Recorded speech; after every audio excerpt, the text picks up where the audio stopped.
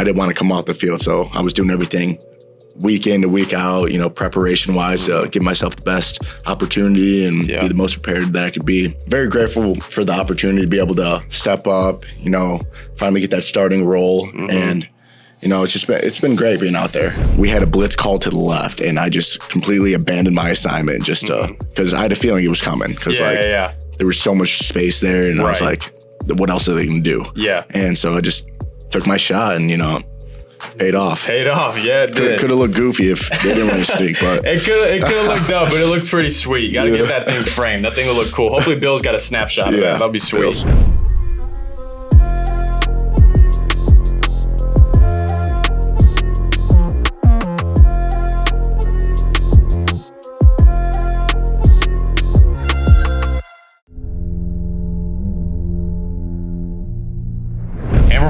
And we got a special one today. My favorite player on the team. I tell him this all the time. One of my good friends, coming off a great performance, player of the game, and state champion, Jimmy Rolder. Jimmy, how you doing, man? Man, I'm great. It's awesome to be here. Thank you for having me on. Heck yeah, of course. 10 tackles, 2 tackles for loss, a sack, a fumble recovery, and two fourth down stops. Yep. 2 fourth down stops that don't go on the stat sheet but are huge parts of the game. Jimmy, talk to us about your 4th time going against Sparty and how you felt coming out of that game and how you felt during the game. I mean, hell of a performance, man. Just a great week of prep leading up to it. Everyone just a little more focused, that in-state rivalry, state championship, people call it, just the focus is always turned up a notch. And, going in the game, everyone knew they had to play hard, play for the guy next to them. And, just at the end of the day, everyone just wanted to make plays, fly around, play for Coach Moore, the whole staff too. And, we've been there was rumors about us being disconnected a few weeks back, but, these past 2 weeks, it's really just been the opposite of that. We've all come together, whole defense, just playing Michigan football, getting back to Michigan Brenna defense, and it's just everyone's just out there having fun. 100%. And I hate the rumors that have been circling around the defense and stuff because you guys have been playing lights out all year. And yeah, you have one game where we didn't get the job done on the defensive side of things, quote unquote. But at the same time, all 3 phases have a contributing factor in part in that game. We didn't get the job done as a team collectively, and the defense gets whatever the harsh end of the stick, but you guys have been playing lights out the entire year, and I'm glad to see you guys back to feeling the way that you felt. Obviously, one game like that doesn't derail us, and I'm super glad to see that because some teams aren't able to recover from that, and it's tough to get through the flow of a season. I mean, you get to that halfway point, and it's some teams are going one way, and other teams, their trajectory is declining. So the ability for us to be able to rebound and recover as a team was super good to see coming off of that Washington game, who we also had a pick against. Been playing lights out this year, though, man, and that was your 4th one against Michigan State. So 4-0. Talk to us about what that game has meant to you throughout your career. Just love playing for the guys, especially the in-state Michigan guys on our team. It means a lot to them. And, I've grown. I do not like these guys one bit. So being able to win 4 times against them, it's the best feeling ever. So, just taking advantage of every opportunity, and it's been good to go out there and be able to play good against these guys. Heck yeah. And you talk about taking advantage of every opportunity. I mean, this guy is jumping over linemen, making 4th down stops on QB sneaks. He's jumping on the ball right before it goes out of bounds, in the backfield, just flying around, making plays all over the field. And I believe the 10 tackles was a career high for you, correct? It was, yeah. That's awesome. Yep. Congrats on that, man. So the 4th down stop, 4th and short, they're in the I formation. I'm pretty sure. I'm trying to recollect it. I didn't get much sleep last night. We got back at like 2 a.m. Yep. That was a long bus ride home too. And stopping and all right, so we stop the bus, and bus 1 has the Paul Bunyan Trophy, and we move it to bus 2. So we were stopped for a little bit, but it's cool. Guys get their pictures, all that. It's good. 4th and short.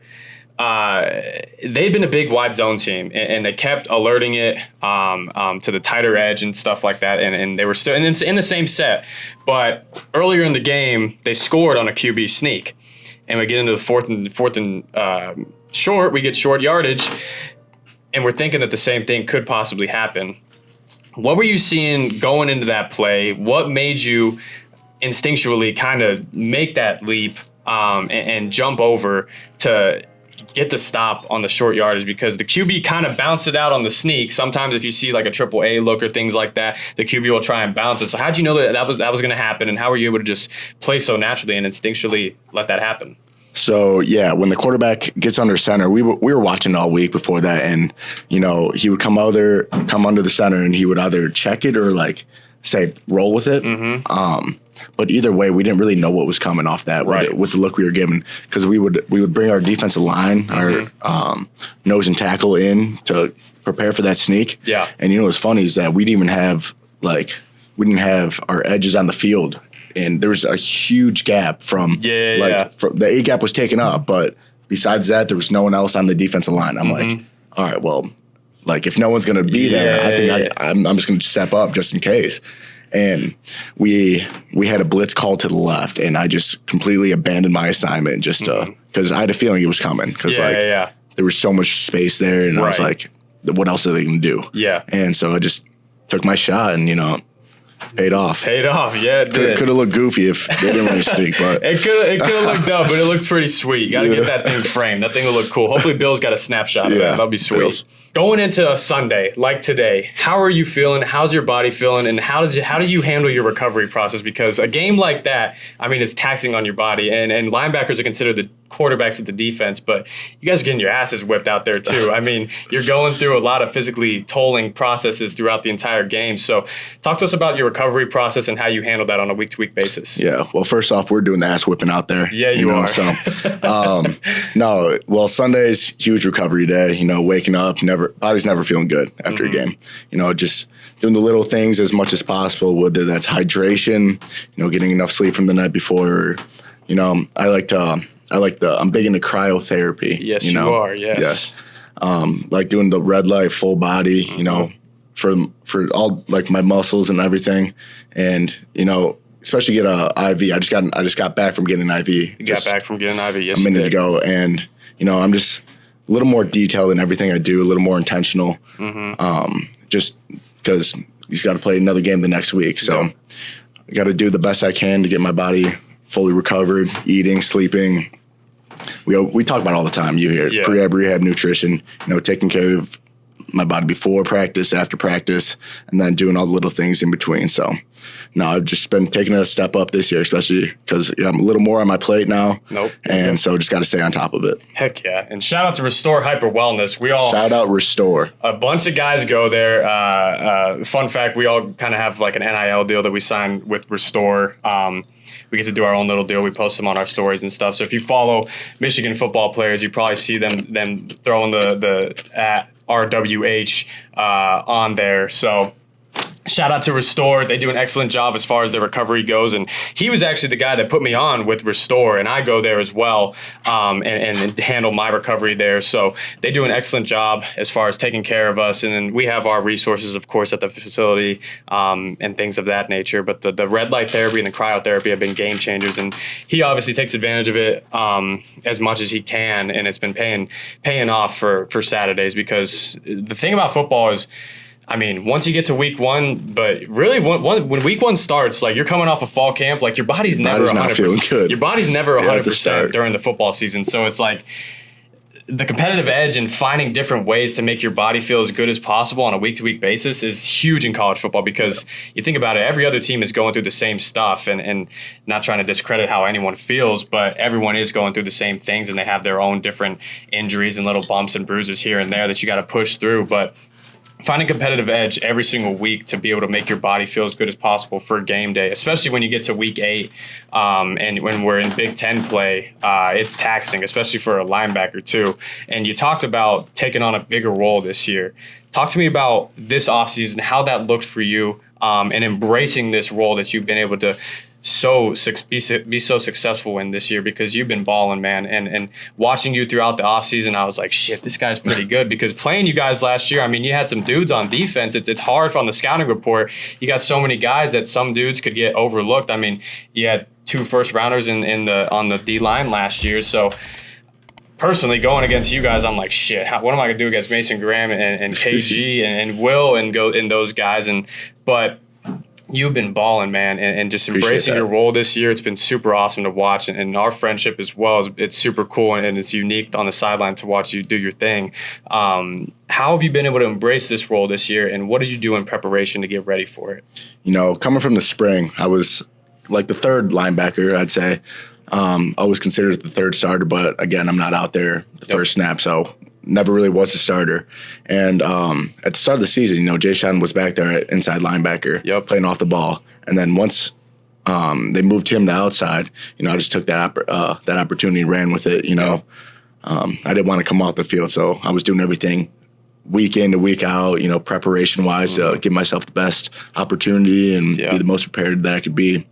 And that's funny you mentioned that. Last year we had some dudes on that defense, but no, just very grateful for the opportunity to be able to step up, finally get that starting role. And it's been great being out there. It's been a lot of fun, just more opportunity than I have in the past, and just playing more consistent, playing more free, more confident. And that's what, confidence is huge in college football, and that just comes with playing more. For sure. Gain the trust in your coaches and everything. And, I just feel like I've been able to do that, gain some trust, to play a little more free out there. And, when you're playing free, you're not thinking as much. You're just able to make more plays. And I just think that's what's been happening so 100%. far. Yeah, and people talk about the flow state sometimes, and they talk about how an athlete's in the flow state, not to be weird or anything like that, but people talk about that. It's a real thing. I mean, you're playing comfortable out there. You got a feel for what's going on. You got a good idea on what's happening, and you're a super locked in guy. But I kind of want to talk about some off the field stuff as well. What's some stuff that keeps you grounded in life, and away from football, that keeps your mentality, keeps your spirit going good, that you're able to just do and enjoy? What do you like to do outside of football? Hanging out with guys like yourself. Heck yeah. Sitting on a couch. It's usually me, Mikey, and a couple others. We're cemented on that couch, just hanging out, chilling. And there's nothing better than that. And I guess just living it day by day, taking it moment by moment. Not getting too high with the highs, too low with the lows, just steady Eddie. And besides that, not too much else off the field. Besides just taking care of my body, going to class, go to class, everyone go to class. And no, that's pretty much it. Guys, we're at the facility all day. We get home at 8 o'clock. We just want to sit on our asses a little bit, just relax, maybe get some shots up. You never know, but something just to take the edge off.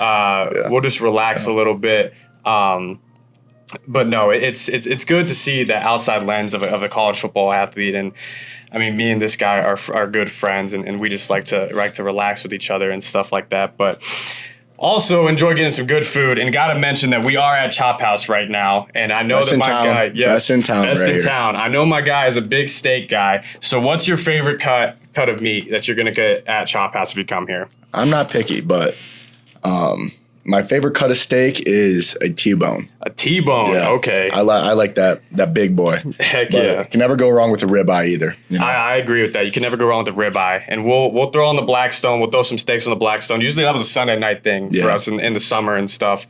We started getting into that, and I didn't cook for anything before I got here. I cooked some ground beef. This guy's a big ground beef, ground turkey guy. If you're not on it, you got to get on it. That's what it's at. He's a huge advocate for the ground turkey. I'm not a believer in the ground turkey. I feel like it tastes completely different. He says that it tastes the same. And you know what? You could throw taco seasoning on the ground turkey and ground chicken. It's lights out. Okay. It's lights out. I'm still not believing, but I'll trust my guy. Some guys don't get it. He's coming off a career performance, so I'm gonna give him some benefit of the doubt. But no, just little things like that. The simple things in life are kind of.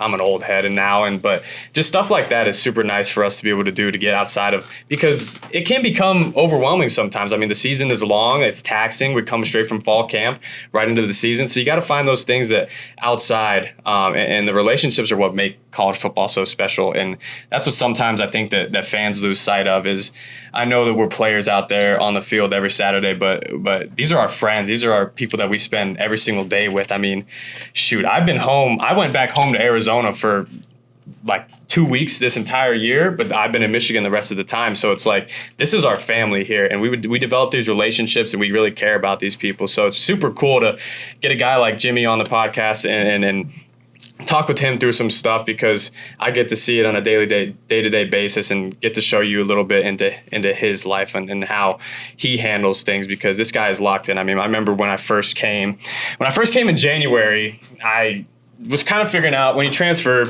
you kind of are figuring out who your friends are and then seeing what guys are all about. And I met Marlon, and Marlon was like, hey, you could stop at the house sometime. I was like, all right, yeah, whatever. I'm trying to meet some new guys and see what's up, and head over there. And I'm meeting these guys for the first time, and it's Logan Forbes, it's Bryce Wilcox, it's Marlon Klein, and Jimmy Rolder. The boys, yeah. And Jimmy's got his laptop on his lap, and he's doing something. Like, what's this guy doing? He's doing homework. I mean, I'm telling you, this guy is locked in all the time. He handles his business, and it just makes sense. And that was my first impression of Jimmy. And obviously, Jimmy's not a geek or anything like that. And there's no worries if you are a geek, but yeah.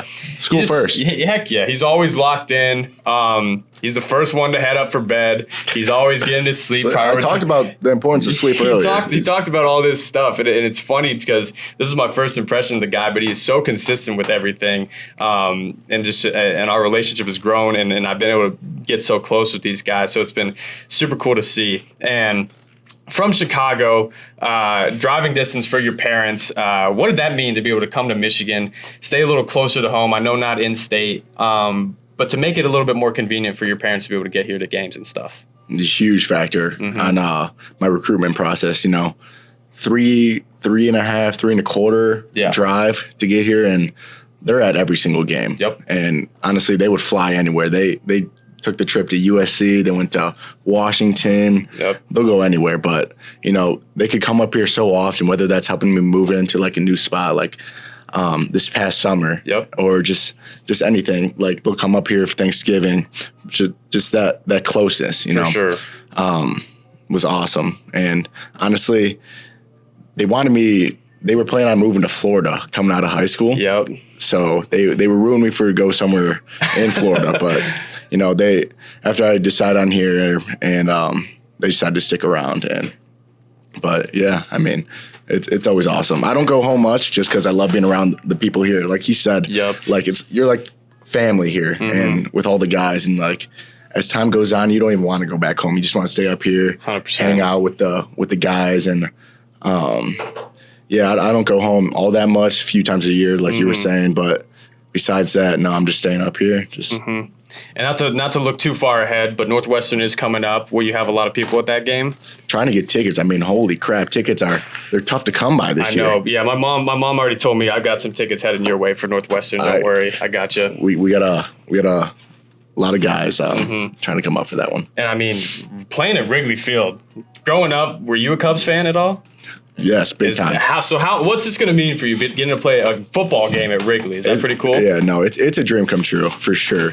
I just went there this past summer to see a game, and there's nothing like Wrigley. If you haven't been to a Cubs game at Wrigley, you got to go. Yep. And no, it's going to be awesome. And playing against some guys on the Northwestern team that I one of my best friends is actually an O lineman on Northwestern, so I'm excited for that opportunity. It'll be cool, and just be back in Chicago. A lot of local friends and family members, going to be there. So no, it's going to be awesome. I'm super excited about it. That'll be sweet. Probably be cold as hell there, but that'll be all right. We'll be good to go. I'm excited for that one too. I've never been to Wrigley Field. I got to go check out a game for myself, maybe in the offseason or something like that, get up there. And we talked about your new role this year. As we kind of wrap up things, I want to talk to you about beating our rivals was one of the goals for this year, and it is the goal for the team every single year. And conquering one part of that goal last night is awesome. But talk about your goals for this team and for yourself for the rest of the year.